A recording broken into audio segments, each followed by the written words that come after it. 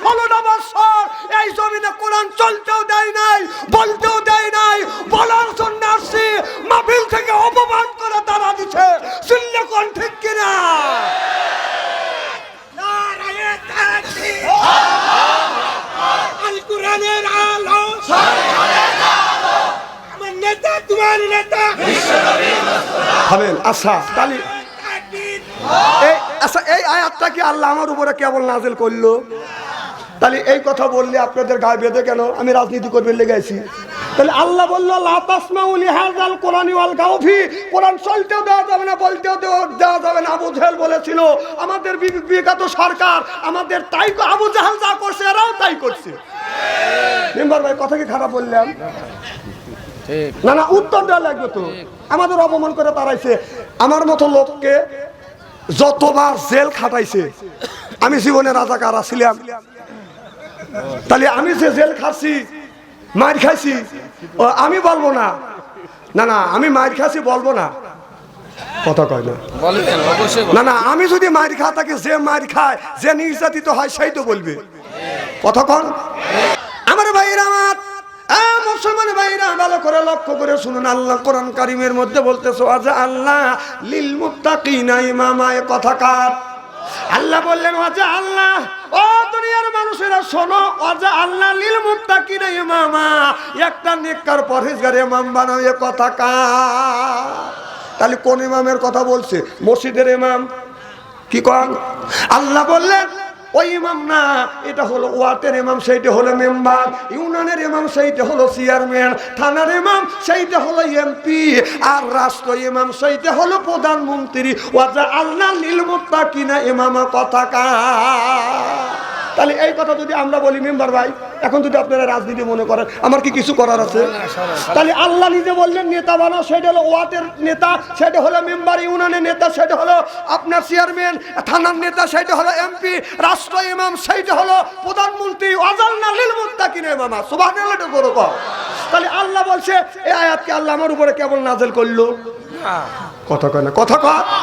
তাহলে আল্লাহ বললো যে ইমাম বানাও, সেই ইমাম আমরা 15টা বছর বানাইতে পারিনি। এই কথা বললি কার রাজনীতি করে? আমি কি এই দেশে রাজনীতি করার জন্য আসছি? আর আপনার মহিলা মার খাই কি কোনোদিন দাঁড়াবো আমি? হ্যাঁ, আল্লাহর কথা আল্লাহ আমাকে শিক্ষা দিছে, এই কথাটা আপনাদের বুঝানোর জন্য বলতেছি। তাহলে 16টা বছর সেই নেতা মেম্বারের আপনার ওয়ার্ডের মেম্বার বানাতে পারি নেই, চেয়ারম্যান বানাতে পারি নেই, থানার এমপি বানাতে পারি নেই, রাষ্ট্র প্রধানমন্ত্রী মনোনীত বানাতে পারি নেই। দিনের ভোট রাইতে হয়েছে। আর এই কথা কলি যদি আপনারা কোন যে হুজুর রাজনীতি করবেন লেগেছে, এটা কি আমার কথা না আল্লাহর কথা? না না, এই আয়াতের তাফসীরটা আপনি করেন, কিভাবে করবেন করেন। না না, যারা যে বলেন যে হুজুরে উঠে খালি রাজনীতি করে, এইটা তাফসীর আপনি করে দেখান। আসেন আসেন, তুই দিয়ে আসেন, আসেন। না না, কাল চলে গেলে তো বলবেন না যে হুজুরে রাজনীতি করবে লেগেছে। আপনি তাফসীর করে দেখান, কিভাবে তাফসীরটা করবেন কোন। আমরা রাজনীতি করবে লেগে আসি, কথা মাপ রেখে কয়। আবার আমাদের কয় মৌলবাদ। কি বাদ? মৌলবাদ কারা জানেন? আচ্ছা, কোরআন মানেন কারা কারা? আলহামদুলিল্লাহ, হাত নামান। এখন আর হাত তুলতে হবে না। নামাজ পড়েন? নামাজ পড়ি নাকি? কম বেশি পড়ি কিনা? রোজা রাখ কম বেশি করি কিনা? হজ করি কিনা? তাহলে যারা নামাজ পড়ে, রোজা রাখে, হজ করে, যাকাত দেয়, কোরআন তেলাওয়াত করে, তারা হলো মৌলবাদ। মৌলবাদের অর্থ হলো তারা মূলের উপরে বিশ্বাসী। সুবহানাল্লাহ, একটু জোরে কর। যারা মূলের উপরে বিশ্বাসী তারা হলো মৌলবাদ। যে নামাজ পড়ে, মেম্বার সাহেব তুমি মাথা দিচ্ছে, তিনি মৌলবাদ। ভাইজান নামাজ পড়ে, সে মৌলবাদ। আবুল কালাম আজাদ ভাই নামাজ পড়ে, সেই মৌলবাদ। আমার বাম পাশে ভাইজান আছে, রোজা রাখে, নামাজ পড়ে, হজ করে, আল্লাহ মানে, রাসূল মানে, এরা হলো 1 নম্বর মৌলবাদ। তাহলে আমরা যদি মৌলবাদ হই, তোরা কি বাদ সেই জবাবটা দে। তাহলে তুই যদি নামাজ পড়ে থাকিস তুইও মৌলবাদ, তুই যদি রোজা রেখে রাখিস তুইও মৌলবাদ, তোর বাপ যদি নামাজ পড়ে থাকে তোর বাবা মৌলবাদ, তোর মা যদি পর্দা করে তোর মাও মৌলবাদ। আমাদের মৌলবাদ বলে গালি দাও কেন? হ্যাঁ, মৌলবাদ বলে গালি দাও কেন? এই মৌলবাদ যদি তোর মার আর তোর বাবার যদি বিয়ে না পড়াইতো, তোর মতন সন্তান হচ্ছে জারক জারক জারক। না বুঝে আন্দাজে এক কথা কও, আসে তাফসীর করে বুঝাও।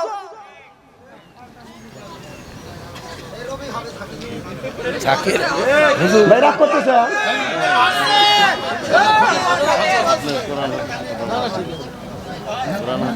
না না, আমি কোরআন হাদিসের বাইরে গেছি। আমি এই কোরআনে এই আয়াতে তাফসীর করে বুঝলাম। মারহাবা জোরে কর। শোনেন, আমি জীবনেও দাঁড়াবো আসবো না, কোনোদিনও মেম্বার পদে দাঁড়াবো না। যদি কম যে আপনাকে 5 লক্ষ টাকা দেবো মহিলা পদে দাঁড়ান লাগবে, অত ঠেকা আমার পরে নাকি। এখন পয়েন্টে যদি পড়ে যায় আমার কিছু করার আছে। আমার ভাইয়ের, আমার আল্লাহর নবী আখিরি জামানার পয়গম্বর মুহাম্মদুর রাসূলুল্লাহ সাল্লাল্লাহু আলাইহি ওয়াসাল্লাম। এই যুবক, এই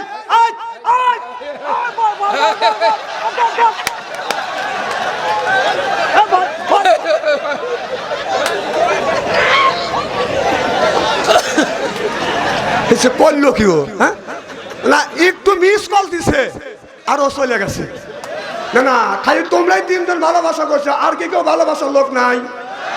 আরো তো ভালোবাসা তুই এসে ওরা বলতেছে ওয়াজে যাচ্ছে, আর মধ্যে ডিস্টার্ব করো না। ওরা চিন্তা করছে একটু বাড়ি রাত 12টা হবে, ফ্রি টক টাইমে কথা কবি।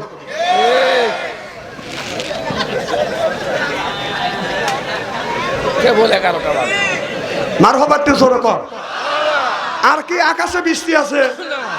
আজকে যদি ওয়াজ করি বেশি, আপনারা কি হবেন খুশি? মারহাবা জোরে কর। আমার মায়ের, আমার মুসলমান মায়েরা, আল্লাহর হাবিবের প্রিয়মাত্রা ভালো করে লক্ষ্য করে শুনুন, আমলে নিয়তে বাদান শুনতে হবে। আমার বন্ধুগণ আমার, তাহলে শুধু শুনলে হবে না, তত অনুযায়ী বাদান আমল করা লাগবে। আল্লাহর নবী যখন কলমা দাওয়াত দিলেন লা ইলাহা ইল্লাল্লাহ, এবার সব আবু জেহেল সব মানুষ নিয়ে চিন্তা করলেন আর বুদ্ধি করলেন, পরামর্শ করলেন। তার জাতীয় সংসদের যতগুলি মেম্বার ছিলেন, মেম্বারদের নিয়ে বাদান পার্লামেন্টে মেম্বার নিয়ে আলোচনা করলেন। মুহাম্মদ সাল্লাল্লাহু আলাইহি সাল্লাম, এখন তো হজের মৌসুম, আপনার মুহাম্মদ সাল্লাল্লাহু আলাইহি সাল্লামের বাড়ি এমন জায়গা যেই রাস্তা দিয়ে গেলে হজ করবার জন্য যাবে, এই মক্কার পাশেই তো আমার নবীর বাড়ি, আর নবীর বাড়ির পাশ দিয়েই তো বাদান যাইতে হবে বাদান আপনার হজ করবার জন্য। মানুষ যদি মুহাম্মদ সাল্লাল্লাহু আলাইহি সাল্লামকে যদি দেখে, মানুষ কলমা করে মুসলমান হয়ে যাবে। আল্লাহু আকবার। অতএব আবু জেহেল বলল, আমাদের কিছু লোক সেট করো। কি করো? কিছু লোক সেট করো যে 2 রাস্তার মোড়ে দাঁড়াও, বলো ডান রাস্তা দিয়ে যাও না, এটা বাম রাস্তা দিয়ে যাও, এটা হলো বাইপাস। আপনার এই ডান রাস্তা দিয়ে গেলে মুহাম্মদ সাল্লাল্লাহু আলাইহি সাল্লামের সাথে দেখা হবে, কলমা করে মুসলমান হবে। এই জন্যই আবু জেহেল চিন্তা করলো যেন ডান রাস্তা যেন যাইতে না পারে, বাম রাস্তা দেখা দিবে। হাজার হাজার মানুষ বাদান আপনার আসতেছে, আবু জেহেল বাদান দাঁড়াই এসে বলতেছে এটা হলো বাইপাস, এই রাস্তা দিয়ে যাও। অনেক মানুষ গত বছর হজ করে গেছে, তারা বলতেছে গত বছর আমরা এই রাস্তা দিয়ে গেছি, ডান রাস্তা দিয়ে গেছি। এই ডান রাস্তা দিয়ে গেলে আপনার 3 কিলোমিটার হলে আমরা মক্কায় ঢুকবো, আর বাম রাস্তা দিয়ে গেলে 11 কিলোমিটার ঘোরা লাগবে। আমরা কেন 11 কিলোমিটার হাইটে যাব? যদি যাইতে হয় এই রাস্তা দিয়ে আমরা যাব। আবু জেহেল চিন্তা করলো, এখন যদি এরা যায় কলমা পড়ে মুসলমান হয়ে যাবে। এবার আবু জেহেল বলতেছে, তোমাদের ভালোর জন্য আমি দাঁড়াইছি, যদি 11 কিলোমিটার যদি হাঁটতে হয় তারপরও তোমাদের মঙ্গল আছে, আর 3 কিলোমিটার শর্ট রাস্তা দিয়ে যদি যাও তোমাদের অমঙ্গল হবে। কয় কি অমঙ্গল হবে? বলে এই রাস্তা দিয়ে যদি যাও, মুহাম্মদ নামে একটা পাগল আছে, এই পাগলকে যদি তোমরা দেখো তোমরা সহ পাগল হয়ে যাবে। আর সব মানুষ বলল, দুনিয়া বহুত পাগল দেখছি, এই রকম পাগল দেখি নাই। পাগল দেখলে নাকি মানুষ পাগল হয়। সব মানুষ প্রতিজ্ঞা করে বসলো, পাগল দেখলে যদি মানুষ পাগল হয়, এই কথা আমরা শুনু নয় দেখু নেই। তারা প্রতিজ্ঞা করলো, মুহাম্মদ সাল্লাল্লাহু আলাইহি সাল্লামকে যতক্ষণ পর্যন্ত না দেখবো গোসল করব না, খানা পিনা করব না। সব মানুষ দৌড়া বাদান যাওয়া শুরু করলো। এই আপনারা না, আবু জেহেল বলতেছে তোমরা কই যাও? আপনি তো বলেছেন মুহাম্মদ নামে একটা পাগল আবির্ভাব হয়েছে, পাগলকে দেখলে মানুষ পাগল হবে। এই জন্য প্রতিজ্ঞা করছি মুহাম্মদকে যতক্ষণ পর্যন্ত না দেখবো এতক্ষণ পর্যন্ত গোসল করব না, খানা পিনা করবো না। সুবহানাল্লাহ। আবু জেহেল মাথায় হাত দিয়া বসে পড়ল আর চিন্তা করলো, মুহাম্মদের বিরুদ্ধে টাকা খরচ করলাম আমি, কাজে লাগলো মুহাম্মদ সাল্লাল্লাহু আলাইহি সাল্লামের। জোরে কোন সুবহানাল্লাহ। তাহলে যারা ইসলামের বিরুদ্ধে বিরোধিতা করবেন, আল্লাহর দ্বীন প্রতিষ্ঠিত হোক, কোরআন প্রতিষ্ঠিত হোক, এটা যারা চান না, যদি নামাজ পড়েন তাহলে আপনার কোরআনের পক্ষে কাজ করা হইবে। সুবহানাল্লাহ, এটা জোরে কর।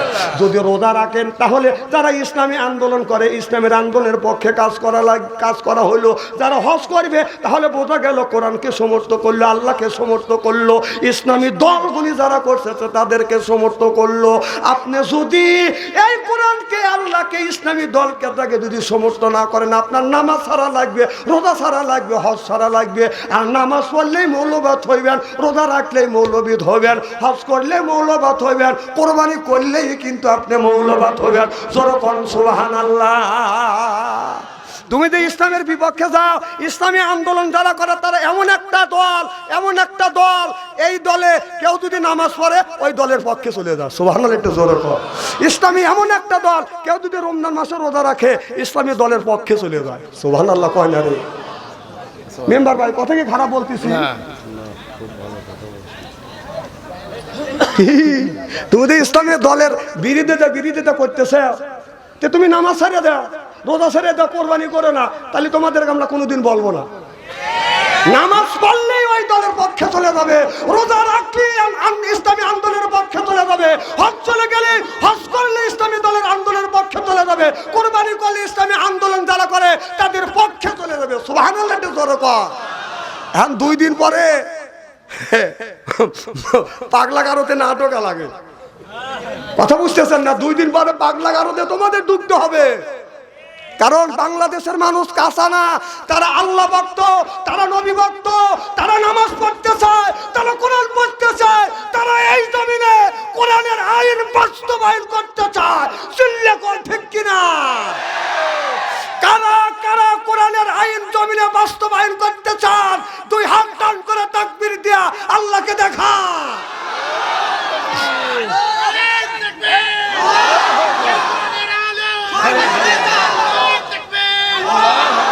হাত নামান। আল্লাহ যেন আশা পুরো করে, জোরে করে আমিন। খুব খারাপ লাগতেছে। আবু জেহেল বলতেছে চলো আমি তোমাদের সাথে যাবো। সুবহানাল্লাহ, একটু জোরে কর। আর আবু জেহেলও তাদের সাথে গেল। সব মানুষ লক্ষ্য করে দেখে আবু জেহেল এই যে কোকড়ানো চুল আর টানা টানা হলো চোখ আর ফুলের ফাঁপির মতো ঠোঁট আর দুধের মধ্যে আলতা দিলে যেমন রং হয়, এই লোকটা কি পাগল? সুবহানাল্লাহ, একটু জোরে কর। কয় হ্যাঁ, এরই কথাই তো আমরা বলছিলাম। আবু জেহেল কয় এরই কথাই তো বলছিলাম। কয় এই লোকটা জীবনেও কোনোদিন পাগল হইতে পারে না। চিল্লা কর মারহাবা। কেউ বা নবী পাগল বলে, কেউ বা বলে জাদুঘর। আল্লাহ কোরআন সাক্ষী দেয় রে, সে জামানা আমার পয়গাম্বার। আল্লাহু আকবার। এবার সব মানুষ আমার নবীর কাছে যা দাঁড়াইছি, আবু জেহেল বলতেছে আমি প্রশ্ন করব, তোমরা শুনবে। বলে কি? আবু জেহেল গোপনে গোপনে বাদান 3টে পাথর হাতে নিছে, আমার নবী দেখে নাই। আবু জেহেল বলে মুহাম্মদ তুমি যদি আল্লাহ নবী বলে দাবি করতেছ, তুমি যদি আল্লাহ নবী হও, আমার হাতের মধ্যে কি তুমি কি বলে দিতে পারবে? নবী বলে চাচা আমি তো আলিমুল গায়ব না, আলিমুল গায়বের মালিক কে? বলে চাচা আমি না বলি আপনার হাতের মধ্যে কি রয়েছে, এইটা যদি উত্তর দেয় তাহলে জিনিসটা কেমন হবে? এবার সব মানুষ বলে আবু জেহেল তোর তো প্রশ্ন করাই হয় নাই। সুবহানাল্লাহ, একটু জোরে কর। তোর প্রশ্ন করাই হয় নাই। এবার সব মানুষ বললো এইটাই তো ভালো। এবার আবু জেহেল চুপ করে রইল। আল্লাহ নবী বললেন হে আবু জেহেলের হাতের মধ্যে তোমরা কি আছো? জবান খুলে বলো। 3টে পাথর। জবান খুলে বলতেছে আবু জেহেলের হাতে পুরানো 3টে, আমরা ছোট ছোট 3টে পাথর। সুবহানাল্লাহ, একটু জোরে কর। আবু জেহেল পাথর ভালা দিয়ে কয় যে দেখো আমার বাতি যে জাদু লাগাইছে, পাথরে জাদু লাগাইছে, যেই পাথর কথা কয়। আমার নবী কি জাদুঘর? কেউ বা নবী পাগল বলেন, কেউ বা বলে জাদুঘর। আল্লাহ কোরআন সাক্ষী দেয় সে জামানার পয়গাম্বার। আল্লাহু আকবার। আবু জেহেল মুখের মধ্যে একটা খেজুর ছিল আর খেজুরের বিচি ছিল। খেজুরের বিচি বের করে বলে বাতিজা এটা কি? কয় খেজুরের বিচি। আবু জেহেল বলল এই খেজুরের বিচি মাটির মধ্যে আমি পুঁতলাম, আর তুমি যদি নবী হও তোমাকে আমি নবী বলে মানবো। এই গাছটাই খেজুরের বীজটা যেন গাছ হয়, গাছ হইয়া যেন বড় হয়, খেজুর জানি ধরে, আর যদি ধরাইতে পারো তাহলে তোমাকে নবী বলে মানবো, কারণ নবীদের এই ক্ষমতা আল্লাহ দিছে। আল্লাহ অমনি চুপ করে রইলেন। জিবরাইল আলাইহিস সালামের ঘন্টা বেজে আসলেন, মোহাম্মদ হাই গেবনা গুপ্তা টানা গুপ্তা। জিবরাইল হাই গেবনা গুপ্তা টানা গুপ্তা রব্বুল জলিল সিল্লাকান আল্লাহু আকবার। জিবরাইল আলাইহিস সালাম বলে নবী গো আপনি মুখ দিয়ে যা বলবেন তাই হবে। আমার নবী বললেন এ আবু জেহেলের হাতের বোনা বীজ তাড়াতাড়ি তুমি ফোটো। এবার গাছটা বাদান ফুটতে লাগলেন, মাটিটা ফাটলেন, গাছটা বাদান বের হলেন, গাছটা ধীরে ধীরে বড় হয়ে গেলেন। আবু জেহেল দেখতেছে, এরপরে খেজুর ধরতেছে, খেজুর পাইকেও গেছে। আমার নবী খেজুর তুলে আবু জেহেলকে বলল চাচা আপনি মুখে দেন, কিরকম লাগে? বলে মজা লাগে। বলে চাচা আপনার হাতের খেজুরের বীজ আমি বুনছি, গাছ বড় হয়ে গেছে, ফল ধরছে, খেজুর খাওয়াইছি, এখন কলমা করে মুসলমান হও। আবু জেহেল বলে না না, যে মুহূর্তের মধ্যেই কাজ করতে পারে সে জাদুকর ছাড়া অন্য কেউ বদল হইতে পারে না। মাইয়াদি আল্লাহু ফালা মুদিল্লাহিলা ওয়া মাইয়াদিল্লু ফালা হাদিয়ালা। আল্লাহ যারে হেদায়েত করে মানুষ তারে গোমরা বানাইতে পারে না, আল্লাহ যারে গোমরা বানায় আমার মতো মৌলভী বাচ্চু আনসারীকে বাইতে খাওয়ালে হেদায়েত প্রাপ্ত হবে না। হেদায়েতের মালিক কে? খুব খারাপ লাগতেছে। আবু জেহেল বললাম বাড়ি চলে গেলাম।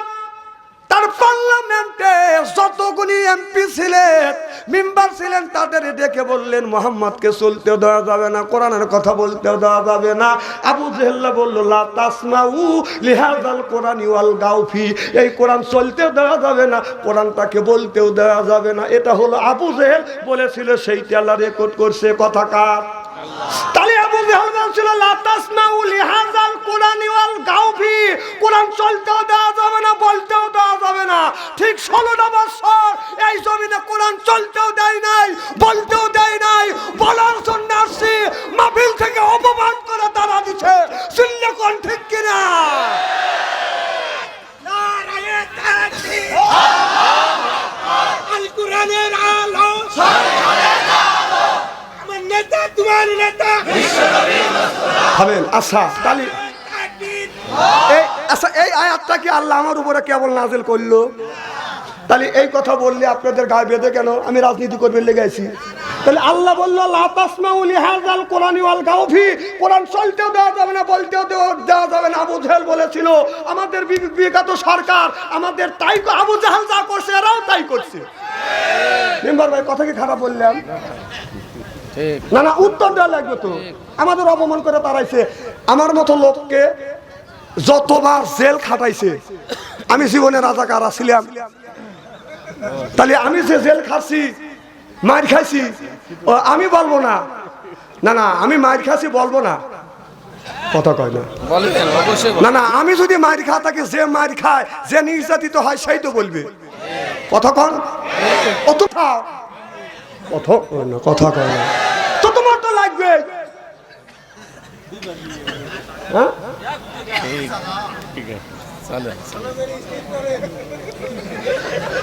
না না, তাও যদি আপনার স্ত্রী হয়, স্ত্রী কি দিয়ে করা লাগবে কর। আমি সব রকমের ওয়াজ জানি, একেবারে ফেলে মনে করেন না। সারা বাংলাদেশের এমন কোনো ডিস্ট্রিক্ট নাই যে আল্লাহ ওই জেলায় এই গুণাগারকে নেয়নি। সব ধরনের ওয়াজ জানি, আপনারা ও টেনশন করেন না। আলেম যখন আল্লাহ বানাইছে, মার হবে একটু জোর কর। আমার ভাইয়ের আমার ওই দিক যেতে চাই না। আল্লাহর হাবিবের প্রেমমাত্রা ভালো করে লক্ষ্য করে শুনে আল্লাহ বলেন ওয়াকাদা রব্বুকা, হে বান্দা আমার দাসত্ব করো, আল্লাহ তাবুদু আমার গোলামি করো, ইল্লা ইয়াহু আমার বন্দেগী করো, ওয়া বিল ওয়ালিদাইনি ইহসানা। আল্লাহ বলে বান্দা আমার দাসত্ব আমার গোলামি করবার পরে তোমরা তোমার নিজ নিজ পিতা মাতার খেদমত করো। আজকে মা হইলো বুড়ি, গার চাইতে মার ঘুরি, বাবা হলো বুড়া, পিঠের উপর দড়িয়ে দড়িয়ে বুড়ো, শ্বশুর হলো আব্বা জান, শাশুড়ি হলো আম্মা জান, বিয়ে করছে পিয়েরা জান, ওরাই সব জানের জান, পরাণের পরা জোর কম ঠিক কিনে। মার সাথে সুন্দর ব্যবহার করো, বাবার সাথে সুন্দর ব্যবহার করো। খবরদার মা বাবার মনে আঘাত দিয়ে কথা বলে না, ধমক দিয়ে না, ধমক দিও না। আল্লাহ বলে ওয়াকুল্লাহুমা কওলান কাদিমা, মার সাথে নরম নরম কথা কও, বাবার সাথে নরম নরম কথা কও। খবরদার মা বাবার মনে আঘাত দিয়ে কথা বলো না। মা বাবা খুশি, আমার আল্লাহ খুশি। মা বাবা যদি বেজার হয়, আমার আল্লাহ বেজার হয়ে যাবে। যুবক, তোমার যদি মা, সেই লোকটার মা নাই, সেই কিন্তু মায়ের ব্যথা বোঝে। বাবা তার মারা গেছে বাজান, সেই বাবার ব্যথা বোঝে। আমার নবীর বাবা নাই, আমার নবীর বাবা মারা গেছে। আমার নবী যখন ছোট্ট ছিলেন, আমার নবী মা আমিনাকে বলে ও গো মা, মানুষের আব্বা আছে, আমার আব্বা কই গো মা? মারে আমার বন্ধুর আব্বার কাছে যায়, আব্বা কোলে নেয়, আদর করে, সোহাগ করে। আমার বাবা তো আমাকে কোলে নেয় না, আদর করে না। মা বলে বেটা কান্দিস না, নবীর আব্বা মারা গেছে, এই খবর নবী জানে না। আমার নবীর মা আমিনা বললে বেটা তুমি একটু ধৈর্য ধরে, এই রাতটা প্রভাত হলে তোমাকে নিয়ে যাব তোমার আব্বাকে দেখাইতে। সুবহানাল্লাহ। সকালবেলা আমার নবীর মা আমিনা আর উম্মে মান দাসী আর আমার নবী তিনজন একটা উঠে আরোহণ হইলেন, আর নবীর দাদার কাছ থেকে বিদায় নিলেন। আব্বা আপনার নাতি মোহাম্মদ তার বাবাকে দেখতে চায়, তার বাবা তো নাই, আপনি তো ভালো করে জানেন, আমি জানি, এ তো এই খবর জানে না, তাহলে তার বাবার কবরে দেখা নিয়ে আসি। নবীর দাদা বলল বৌমা তুমি নিয়ে যাও। তিনজন একটা উঠে আরোহণ করলেন। মক্কা মদিনার মাঝখানে একটা জায়গা আছে বাজান, আবওয়া নামে একটা জায়গা আছে। ওই জায়গায় নবীর বাবারে কবর দেওয়া হয়েছে, আমার নবী জানে না। আমার নবীর মা আমিনা ওই জায়গা যাইয়া বাদান উটের থেকে নামিয়া আমার নবীকে বলে বেটা মোহাম্মদ, ওই যে উঁচু বিটার মতো দেখা যায়, ওইটা হলো তোমার বাবার কবর। আমার নবী মার মুখের দিকে তাকাইয়া বলে মা রে, তুমি বললে বাবাকে দেখাইতে আনবে, এখন তুমি বাবার কবর দেখাও কেন?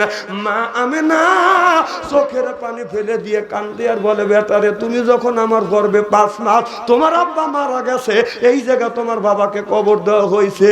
তুমি বাবা যখন দেখতে চাইছো, আমি তোমার বাবাকে দেখাইতে পারবো না, ওইটা হলো তোমার বাবার কবর। আল্লাহু আকবার।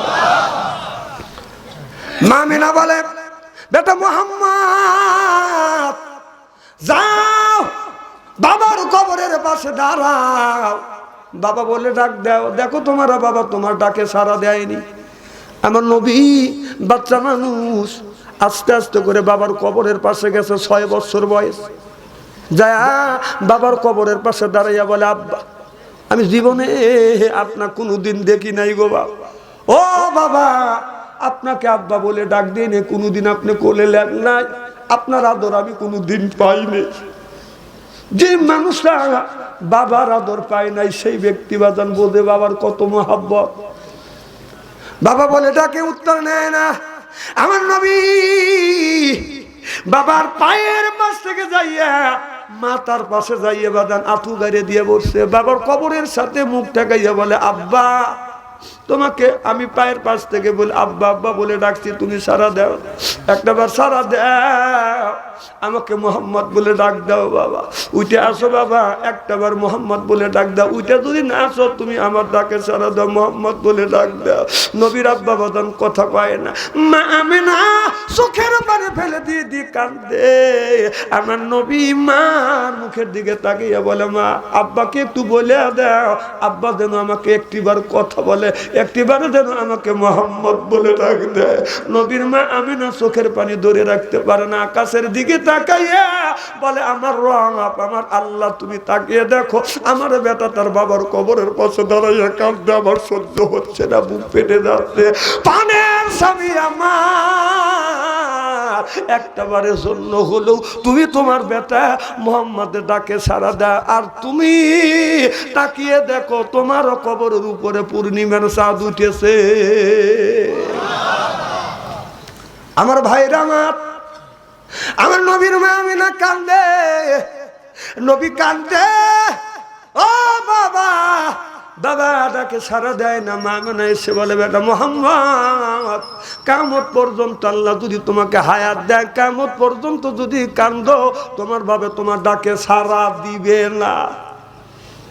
আমার ভাইরা আমার নবীর মা আমিনা আমার নবীকে হাত ধরে টেনে নিয়ে যায়। আমার নবী ছুটে ছুটে দৌড়া বাবার কবরের পাশে আস, গড়াগড়ি করে কান্দে, বাবা একটাবার তুমি মোহাম্মদ বলে ডাক দিলে না। ভাইজান আমারও তো বাবা আছে, আমার বাবা মারা গেছে। আমার বাবা এই জমিনে বেঁচে ছিল ৯৭ বছর বয়স। বাবা মারা গেছে, বাবাকে আমি ভালোবাসতাম। আমি যখন মাহফিলে যাইতাম মার পায়ে হাত রাখতাম, বাবার পায়ে হাত রাখতে চুমো দিতাম। মাহফিলে যখন যাইতাম হাইটে যাইতাম ৫ মাইল ১০ মাইল ২০ মাইল। বাবা বলতো কোথায় যাবা? আমি বললাম বাবা অমুক জায়গা যাবো। বাবা বলে কয়টায় আসবে? মা বলে কয়টায় আসবে? আমি বললাম ১২টায় আসবো। ১১টা যখন বেজেছে আমার আব্বা আমার মাকে বলছে যাও, আমার বেটা বাচ্চু আসবে, ভয় পাবে। আমার বাবা ৯৭ বছর বয়স, পাতলা একটা জামা গায়ে দিছে, পাল্টা একটা চাদর গায়ে দিয়ে ৩ রাস্তার মোড়ে বাদান দাঁড়া থাকছে। আজ থেকে ২৫ থেকে ৩০ বছর আগেকার ঘটনা।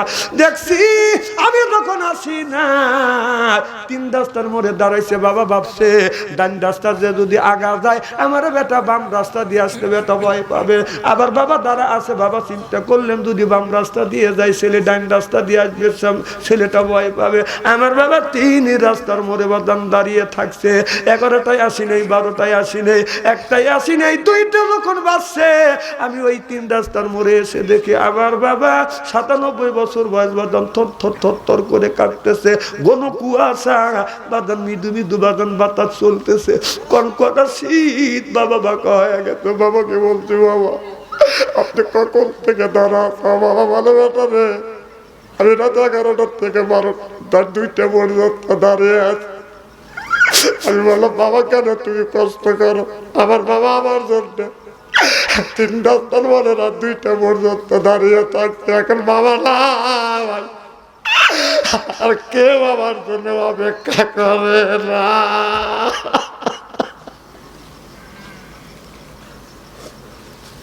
যার বাবা নাই তার কলিজায় আঘাত লাগবে। চোখে যদি পানি আসে ওই মানুষটার বাদান চোখে পানি আসবে। বাবা নাই রে, ও বাদান আমার বাবা মারা গেছে। আমি মাঝে মধ্যে বাবার কবরের পাশে দাঁড়াই রাত ২টা ৩টা। বাবা বলে ডাক দেয় কিন্তু বাবা ডাকে সারা দেয়। আমি বলে বাবা তোমার বেটা বাচ্চু আসছে, বাবা তুমি ডাকে সারা দাও। বাবা ডাকে সারা দেয়, আমি বাবার জন্য দোয়া করি। ঠিক নবীর কথা মনে হয়। আমার নবী আমার মতো কবরের পাশে দাঁড়াইয়া বাবাকে বাবা বলে ডাকছে। নবীর বাবা ডাকে বাদান সারা দেয় না। সেই বাবাকে গালি দাও, সেই মাকে গালি দাও। আমার মা ১১২ বছর এই জমিনে জীবিত ছিল। আমি দেখছি রাত ২টা ৩টে যখন বেজেছে, আমি যখন বাড়িতে আসছি বিবির ঘরে দরজা হাত দিছি, দরজা শক্ত। ছেলের ঘরে দরজা হাত দিছি, দরজা শক্ত। কেউ নাই, সব বাজান ঘুমাচ্ছে। মা দুঃখিনীর ঘরে দরজা হাত দিছি, দরজা খুলে গেছে। যা দেখছি ১১২ বছর বয়স মা দুঃখিনী এখনো ঘুমায় নাই। মাকে বলছি মা কনকনা শীতের মধ্যে তুমি কেন বসে আছো? মা বলে বেটা রে, আমি বললাম মা তুমি কেন ঘুমাও না? মা বলে বেটা বাড়ির সব মানুষ ঘুমাইতে পারে, আমি মা ঘুম আসো না যতক্ষণ পর্যন্ত তুমি বাসায় না আসো। আমি তোমার মা বারবার তোমার জন্য অপেক্ষা করি। কেউ যদি উড়ুর করে, একটু নড়াচড়া করে, আমি ভাবছি তুমি আসছো, বেটা তুমি আসো না। মা বলে ডাক দাও, আমি জানি তুমি মা বলে ডাক দিবে। আমি আসছি, মাকে মা বলে ডাক দিছি, এখনো আলা ভাই আর কেউ আমার জন্য অপেক্ষা করে না। সে অপেক্ষা করতো সেই মা, মা ঘুমাইতো না, সেই মাকে কষ্ট দেও। ওই মা আল্লাহর নবী বললেন তুমি যদি নামাজ পড়ো, তোমার নামাজের বিনিময়ে তোমার মা বাবার কবরের গোড়া জাপ মাফ হইতেও পারে, নাও পারে। রোজা যদি রাখো, তোমার রোজার বিনিময়ে তোমার মা বাবার কবরের গোড়া জাপ মাফ হইতেও পারে, নাও পারে। তুমি যদি কোরবানি করো রে যুবক, তোমার কোরবানির বিনিময়ে তোমার মা বাবার কবরের গোড়া জাপ মাফ হইতেও পারে, নাও হইতে পারে। হজ যদি করো, হজের বিনিময়ে তোমার মা বাবার কবরের গোড়া জাপ মাফ হইতেও পারে, নাও পারে। তবে কোন সন্তান যদি এখন যদি বাবা মারা গেছে, মা মারা গেছে, এখন যদি মা বাবার জন্য কেউ যদি দান খয়রাত করে, দানের দৌলত দে, মা বাবার কবরের গোড়া জাপ মাফ করে দে। এ কথা আমি বলি না, এ কথা বলেছে মুহাম্মাদুর রাসূলুল্লাহ। আমি জানি না কার মা নাই, কার বাবা দুনিয়ায় নাই, ওই মা বাবা কবরের মধ্যে শুয়ে আছে। মা কোনোদিন আসবে না, বাবা কোনোদিন আসবে না। এই মসজিদের উন্নতির জন্য 10টা মিনিট আপনাদের কাছে চা নিলাম। একজন ব্যক্তি বলেন, হুজুর আমার মা মারা গেছে, বাবা মারা গেছে, 1000 টাকা। একজন বলেন, হুজুর আমি 20,000 টাকা দেবো। একজন বলে, হুজুর 10,000 টাকা দিব। 5,000 করে বাদান, 5,000 করে বাদান 5 জন, 1,000 করে 10 জন ব্যক্তি বাদান চাই। একজনের কাছে বাদান 20,000 চাই, একজনের কাছে 10,000, আর 5,000 করে 5 জন, আর 1,000 করে বাদান 10 জন ব্যক্তির কাছে 10,000 টাকা চাই। আজকের মাহফিল আল্লাহর দরবারে কবুল হোক। এটা কি চান? কারা কারা চান একটু হাত তুলে দেখ।